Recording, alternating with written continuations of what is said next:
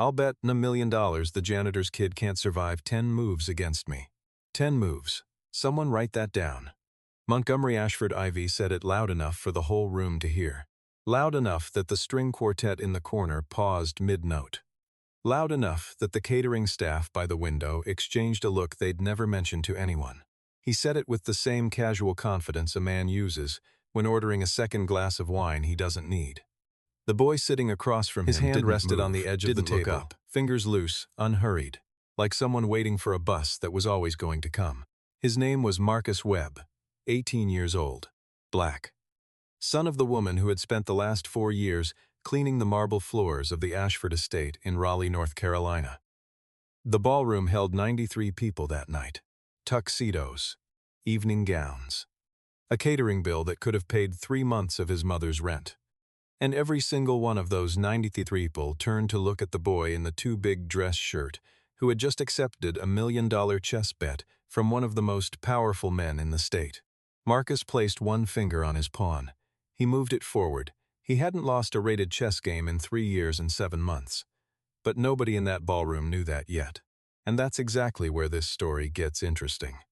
Before we get to that night, before the ballroom, before the bet, before the moment that severed everything that came after from everything that came before, you need to understand how Marcus Webb and Montgomery Ashford IV ended up on opposite sides of that board. Because this story didn't begin in a ballroom. It began in 2 very different kitchens on 2 very different mornings in the same city, 5:22 a.m. A 2-bedroom apartment on the 3rd floor of a walk-up on Garner Road. Raleigh. Marcus's alarm goes off, not his phone. An old wind-up clock with a crack along the base that his grandfather had left behind. The apartment smells like dish soap and something faintly floral from the candle his mother burned the night before, because she said it helped her sleep. The kitchen table is small, worn smooth in the center from years of elbows.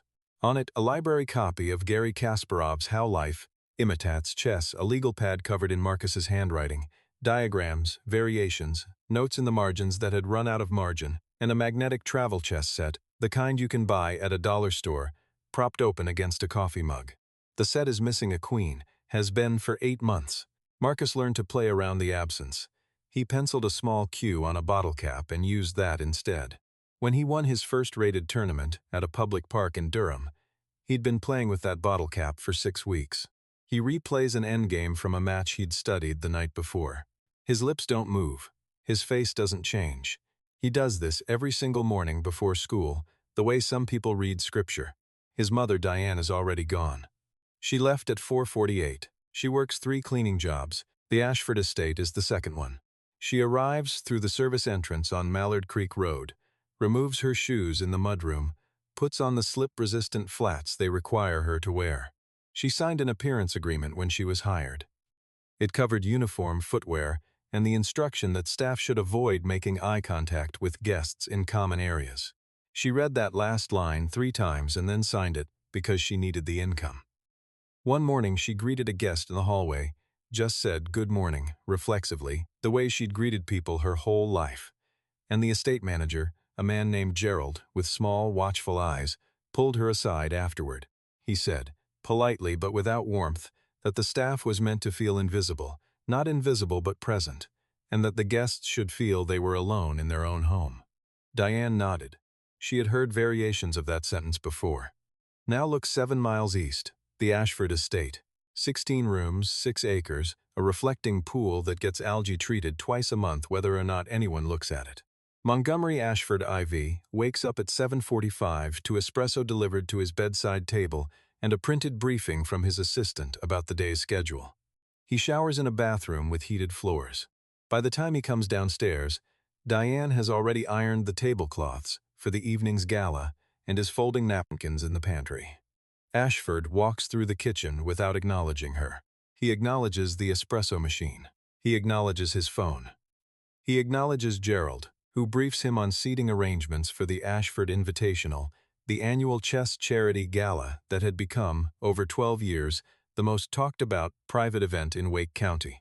The Ashford Invitational raised money for arts education in public schools. This detail would become important later, and not in the way anyone planned. Ashford's chess rating sat at 1,387.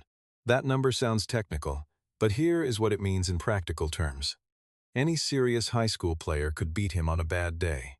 The problem was that Ashford had never, in 12 years of hosting chess galas, played anyone who was actually trying to beat him. His business partners deferred to him at the board the same way they deferred to him in conference rooms. His guests understood that the evening went more smoothly when the host won. A grandmaster he'd hired for commentary once watched Ashford play a guest and later told his wife quietly, in their hotel room, that the man moved pieces the way someone who had watched chess on television moved pieces. Confident, technically coherent, fundamentally imitable. Ashford didn't know any of this. He believed, genuinely believed, that his ability at the board was a reliable indicator of something essential and true about himself. He kept framed photographs on his office wall. Himself with grand masters, himself holding amateur trophies from invitational events where he was also the primary sponsor. He told people chess was the one game you could not fake. He said it often. He said it the way people say things that are both true and self-serving simultaneously. Now here is what you need to pay attention to, because it matters later. On the bookshelf in Marcus's bedroom, second shelf from the top, there was a small enamel pin shaped like a rook, dark gray, worn smooth on one side where his thumb had touched it thousands of times. His grandfather, Earl Webb, had given it to him when Marcus was 12, the week after his first tournament win. Earl had been a janitor for 31 years at a middle school in Durham. On his lunch breaks, in the same small room where he stored mops and cleaning supplies, he read philosophy, history, chess theory. He had a battered copy of Reuben Fine's The Middle Game in Chess that he'd carried in his back pocket until the spine gave out, then he'd wrapped it in electrical tape and kept carrying it. Earl told Marcus the rook was the most underestimated piece on the board. Everyone watched the queen. Everyone fussed over the knight. But the rook moved in straight lines, patient and inevitable. You only understood how powerful it was when it was too late to stop it. Earl died of a stroke when Marcus was 15. The pin never left Marcus's possession after that. It was on his backpack the night of the gala. The Ashford Invitational, 8 light p.m. The ballroom in the main wing of the estate had been transformed with the kind of effortlessness that costs a great deal of money to achieve. Crystal chandeliers, a string quartet playing Brahms in the far corner, waitstaff in white gloves navigating between clusters of guests with silver trays. On a raised platform at the center of the room, under a single focused beam of warm light, a chessboard, hand-carved from French walnut and African blackwood. A set that Ashford had purchased at a private auction in Charlotte for $180,000. It sat on the platform like an altar. Marcus was supposed to be in the service kitchen. The instructions had come from Gerald delivered to Diane that afternoon. Your son can wait in the kitchen during the event. He can read or whatever. Just keep him out of the main rooms. Diane had nodded. She had handed Marcus a granola bar and a paperback before the guests arrived. She had straightened his collar. Not because anyone would see him, she knew no one would see him, but because she straightened his collar before everything. It was the one ritual she did not negotiate. Marcus sat in the service kitchen for 40 minutes. He read 14 pages. Then he heard raised voices from the hallway and recognized one of them as his mother's. He walked out. Ashford had opened the gala with a speech about generosity and the importance of intellectual rigor. He used the word meritocracy twice. He thanked his guests for their support of arts education. The room applauded. Then the exhibition match began, Ashford versus a local businessman named Douglas Pratt, who managed 3 of Ashford's commercial properties, and who lost graciously in 22 moves that were a very good approximation of a real chess game. The room applauded again. Someone offered Ashford a refill. Then someone near the hallway entrance noticed Marcus, not loudly. A woman in a silver dress leaned toward her husband and whispered something. The husband looked. A few guests turned. Gerald appeared from nowhere. He had a talent for appearing from nowhere at moments requiring management, and walked toward Marcus with his hands slightly raised, the posture of a person who is about to resolve something before it becomes a scene. Marcus looked at Gerald, then passed him at the chessboard on the platform, still set up from the exhibition match, the pieces reset and waiting. Ashford saw the direction Marcus was looking, and something shifted in him, some combination of irritation and amusement, and the particular confidence of a man who has never been surprised by a situation he didn't control. He waved Gerald off. "What do you think you're looking at?" Marcus's voice was even. "I've never seen a set like that in person." Ashford set his glass down on a passing tray, smiled at his guests, then looked back at Marcus the way you look at something mildly interesting that you intend to use for entertainment. "You play?" Marcus said yes. What Ashford did next was not spontaneous. It had the rhythm of a performance, calculated by a man who understood that 90 guests were watching, and that what happened next would be the thing they talked about at other parties for months. He reached into his jacket pocket, produced a personal check, already written, as if he'd been waiting for a prop, and set it on the table beside the board. $1 million, he announced, "that this boy can't last 10 moves against me." The room laughed. Someone whistled. A woman near the back pressed her lips together and looked at her shoes. Marcus looked at the check, then at the board, then at Ashford. "I'll take that bet." The room went quiet in the particular way that rooms go quiet when they realize something is no longer entertainment. Ashford's smile didn't change, but his eyes did, just slightly, the way a door changes when it's about to close. He said slowly, "When you lose, your mama comes out here and cleans this board with her bare hands, in front of everyone." No one in the room said anything. The string quartet had stopped playing.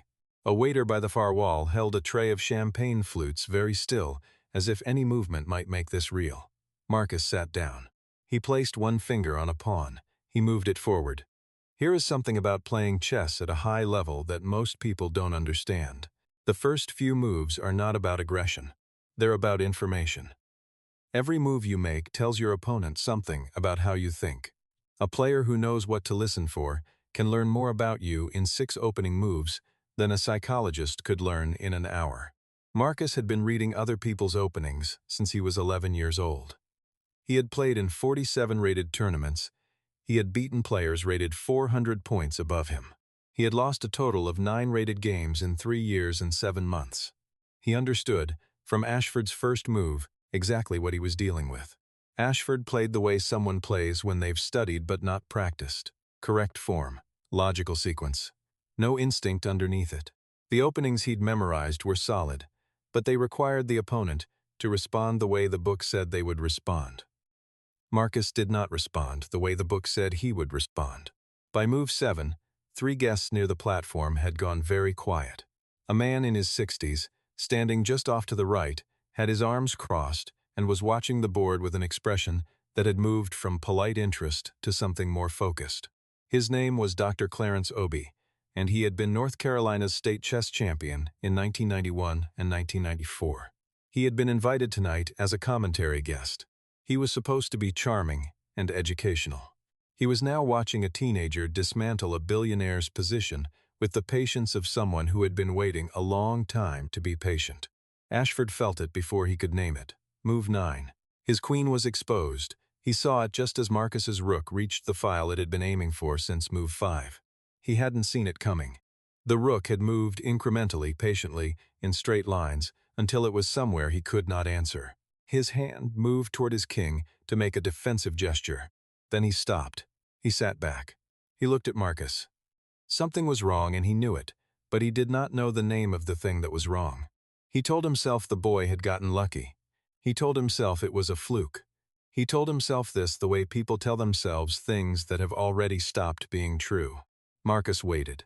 And then, for the first time in the evening, Ashford looked, not at the board, not at his guests, but at this 18-year-old boy in a too big dress shirt sitting across from him like he had nowhere else to be, and all the time in the world to be there. What Ashford said next was the thing that broke the room open.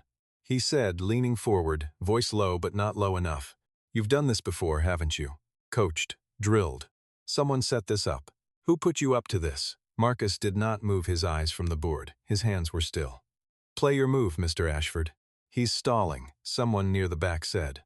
Then went quiet when they realized they'd said it out loud. Ashford's jaw tightened. He reached for his king and moved it 1 square. It was the only legal move available to him.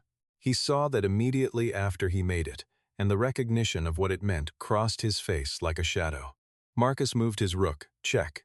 The room did not react loudly. That was the thing. There was no gasp, no exclamation. There was a silence so specific it had texture. Dr. Obi uncrossed his arms and took 3 steps closer to the board, then stopped. He looked at the position for 4 seconds. Then he looked at Marcus. "That's checkmate in 2, he said quietly, to no one in particular. But everyone heard it. Ashford looked up at him. "What did you say?" Dr. Obi did not look away from the board. He said it again, the same way, same volume. "That's checkmate in 2, there's no defense." The silence lasted another 3 seconds. Ashford pushed back from the table. His chair made a sound against the floor. He stood. He picked up his champagne glass, then set it back down without drinking from it. He looked at Marcus. He looked at the guests. He looked at Gerald, who was standing near the wall with the expression of a man who wishes he had taken a different job. "This was arranged," Ashford said. His voice had not risen, but it had hardened, the way concrete hardens, without drama, without announcement, but irreversibly. "This is some kind of stunt. Who arranged this?" No one spoke. Then Dr. Obi walked to the platform. He stood the board and looked at Ashford. He said, "I've been watching this game since move 4. There was nothing arranged. The boy played it. Every move was his." Ashford looked at him. "And who are you two?" "I was state champion in 91 and 94, Dr. Obi said. "I've played internationally. I know what I'm looking at." He paused. "I've been looking at it for 20 minutes, and I haven't seen your boy make a mistake yet." The room shifted. Not all at once. It shifted the way a crowd shifts when the wind changes, and everyone feels it before they admit they do. A woman near the front, Paulette Morrow, she'd sat on the Raleigh Arts Council with Ashford for 4 years, reached for her phone. She held it up. She had been recording for the last 6 minutes. She didn't put it away. Someone else produced a phone, then another. Ashford looked around the room, at the phones, at his guests, at the board. At the check he'd written, still sitting on the table, he looked at Marcus. "Your mother works in my house," he said carefully, "the way someone chooses words they believe will hold. This is a private event. You were not invited. Whatever you think this is." "I think it's checkmate," Marcus said. He reached forward and moved his rook. The string quartet had packed up during the game. One of the violinists, a young woman named Tanya who played Tuesdays and Thursdays at the Raleigh Gala circuit, was still in the corner, her case open, watching. She saw Ashford's face in the moment after Marcus moved the rook. She told her roommate about it later, and could not find the right word for what she'd seen. It wasn't embarrassment. It was something more total than embarrassment. Like watching someone discover, at 49 years old, that the story they had told about themselves was built on something that was never as solid as they believed. Ashford said, "I'm not paying that check." He said it clearly, in front of 91 people and at least a dozen active phones. His lawyer, who had been at the gala as a guest and not as his lawyer, pressed his eyes shut briefly, then opened them. Marcus nodded once. Then he stood, picked up his backpack, and walked toward the service hallway where his mother was standing in the doorway. She had come out when the room went quiet. She had seen the last 4 moves. She did not say anything. She just reached out and put her hand on the back of his neck for a moment. Not long, just a moment, and he leaned into it slightly, the way you lean into something when you did not know until right then how much you needed it. The gala video spread across the internet the following morning. Not all at once. Slowly, at first, shared between chess communities, then picked up by a local Raleigh news account, then amplified by a national sports page that ran the headline, "Billionaire challenges housekeeper's son to chess for $1 million. Loses in 11 moves, refuses to pay." By the end of the second day, the clip had 4 million views. By the end of the third day, 18 million. Ashford's attorneys released a statement describing the bet as a spontaneous social gesture, not constituting a binding legal agreement. Every employment attorney on Twitter posted the same 3 words in response. Public witnesses. Recorded. 2 separate civil litigation firms reached out to Marcus's family within 48 hours. But here is the part that the headlines missed.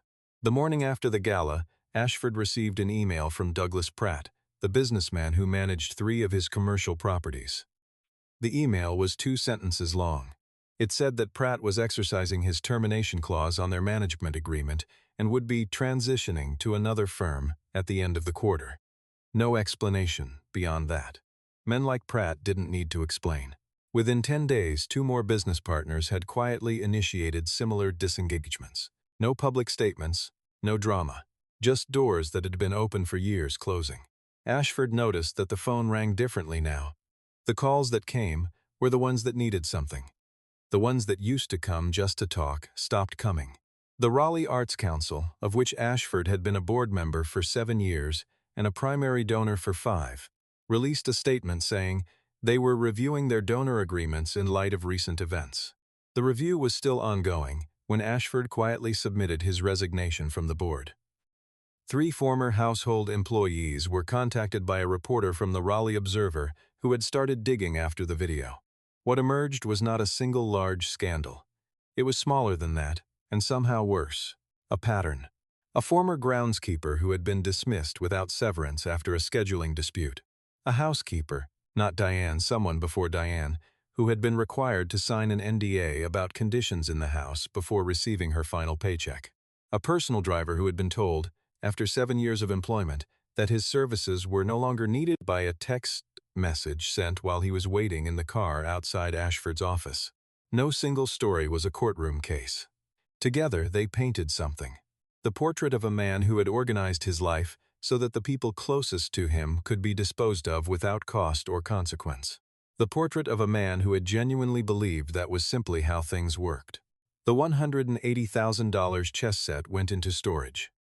Gerald was let go in March, 3 months after the gala, as part of what Ashford's publicist called a household restructuring. The Ashford Invitational was not held the following year. No announcement was made.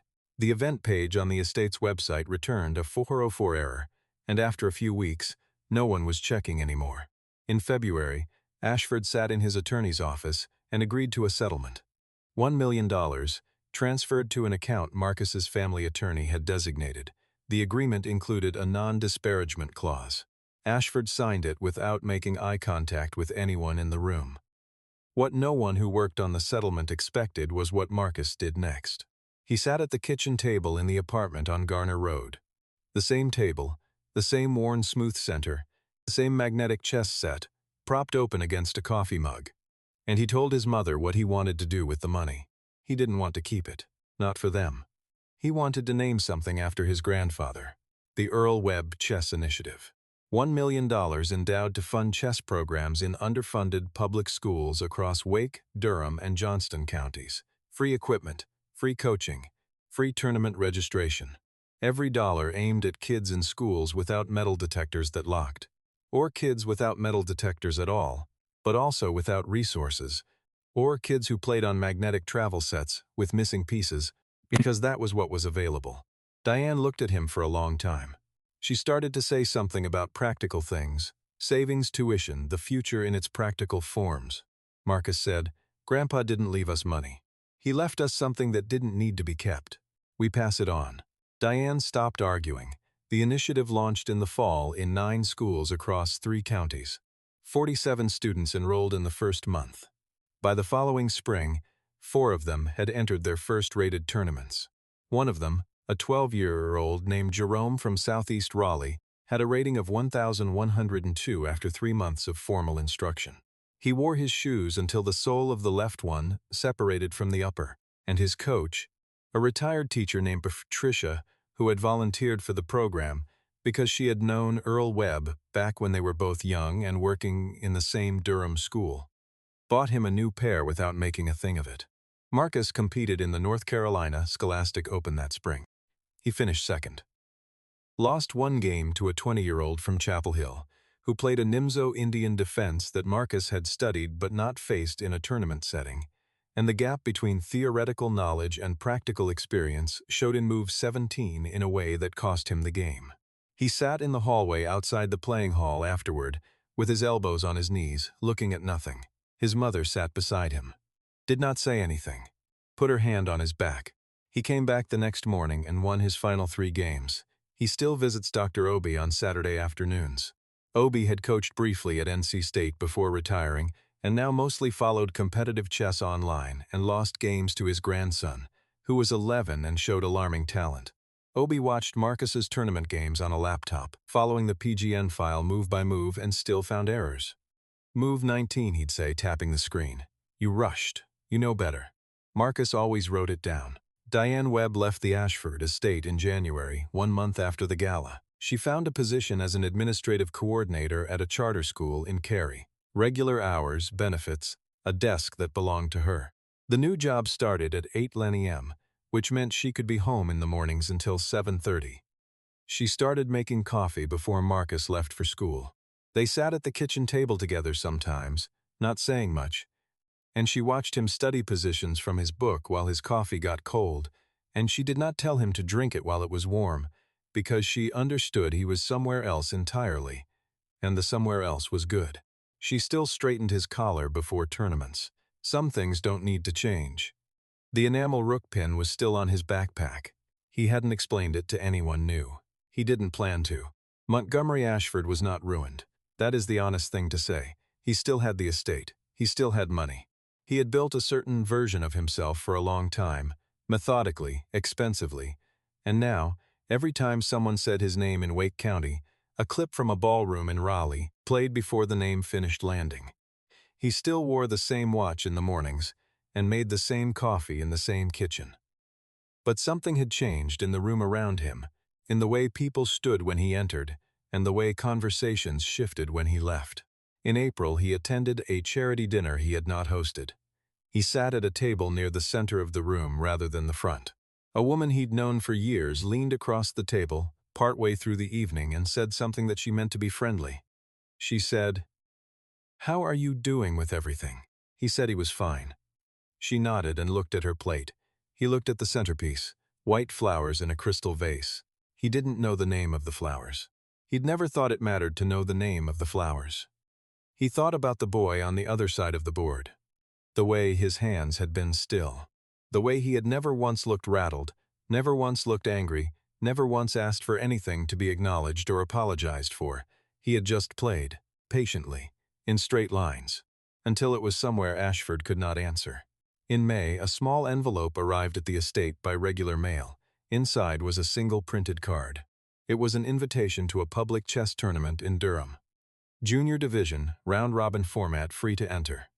At the bottom of the card, in small print, sponsored by the Earl Webb Chess Initiative.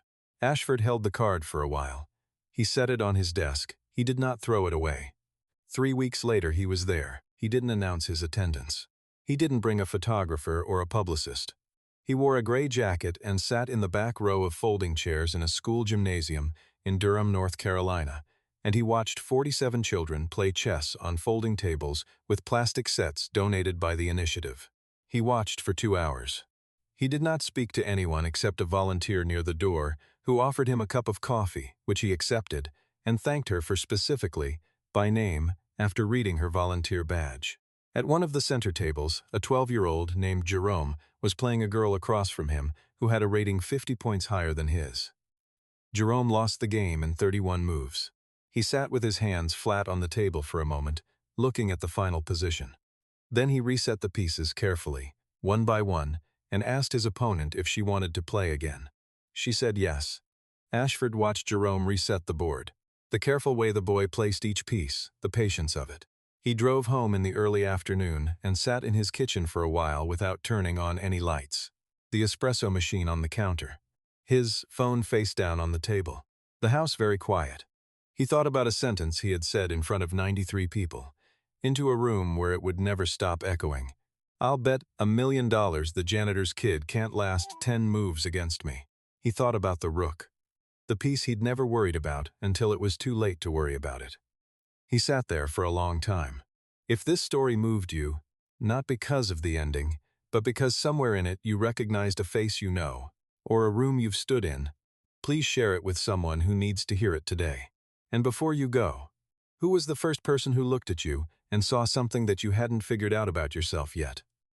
A teacher, a grandparent, a stranger who said one sentence at the right moment. Drop their name in the comments.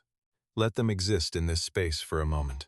Because everyone who has ever sat at a kitchen table at 5 a.m., practicing something that nobody around them understood, they deserve to be seen. Subscribe so you don't miss the next story. We tell one every week, and I read every comment.